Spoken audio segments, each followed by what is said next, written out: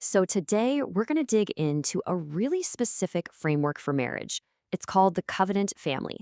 Now, it comes with a pretty bold claim that it holds the secret to reversing a 60-year decline in a certain kind of family structure. So, what's it all about?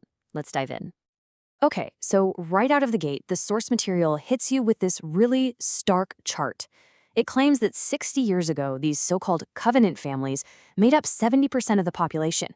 But today, that number has absolutely cratered, down to just 2%. Wow, that huge drop is the crisis this whole framework is built to address. And to really drive home the urgency, the source makes this pretty provocative statement. It basically says that for the last 6 decades, whatever the church has been doing to try and support this family model, well, it just hasn't worked. It's a declaration of failure, and that's what sets the stage for a totally new and much more intense approach.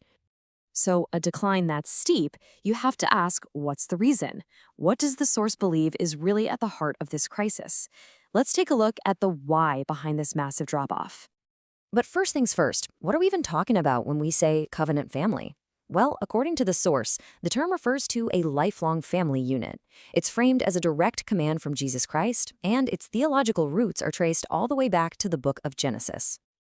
So what's the single biggest culprit for that drop from 70% to 2%? The source boils it all down to one core issue: selfishness. It argues that this is the main driver of what it calls emotional divorce. That's where a couple is still legally married, but emotionally, they're worlds apart, basically just roommates. All right, so if selfishness is the disease, what's the cure? This brings us to the actual solution they're proposing, a really structured 16-week program called the Covenant Family Reboot Academy. And this program is really a game of two halves. The first 8 weeks are all about intensive pre-wedding training. The idea is to build a super strong foundation of new habits and principles. Then that's immediately followed by 8 weeks of post-wedding application, where you put all those new habits to the test in the real world to make sure they actually stick. And what's the end game here? The goal is crystal clear: to systematically root out a couple's unhealthy default habits and replace them with healthy, intentional ones. And not just for a little while, but to lock them in for life. So you might be wondering, how does that kind of transformation even happen? Well, the entire program is built around something the source calls the 10 core behaviors. These are the absolute heart and soul of the framework. Now, what's really fascinating is how essential these behaviors are supposed to be. The source uses this super powerful analogy. It says that trying to have a family without practicing all 10 behaviors is like trying to live without breathing. So in this model, these aren't just good ideas or helpful tips. They're presented as totally non-negotiable. They're vital. So the first batch of behaviors is all about being super intentional with your time. The framework basically calls for a complete shift away from just giving each other leftover passive time. Instead, it prescribes scheduling 2 dedicated hours a day just for the couple and 2 proactive hours for parents and children, not just being in the same house, but really engaging, plus dedicated time for worship. That word, scheduled, is everything here.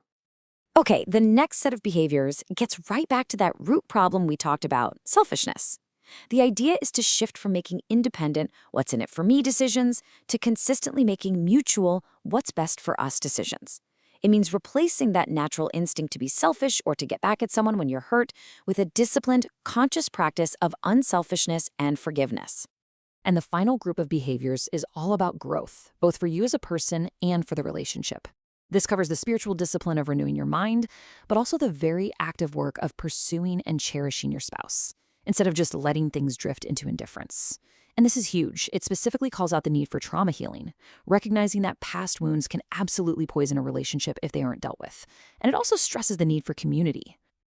Okay, so those are the 10 behaviors, but let's be real. A list of rules is one thing.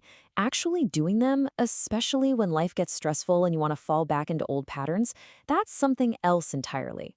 Well, according to the source, these behaviors can't just exist in a vacuum. They need a specific support system to have any chance of succeeding. And that support system is basically a 3-legged stool. First, a daily spiritual commitment. Second, practical guidance from a Christian mentor couple. People who are a bit farther down the road and can share their wisdom.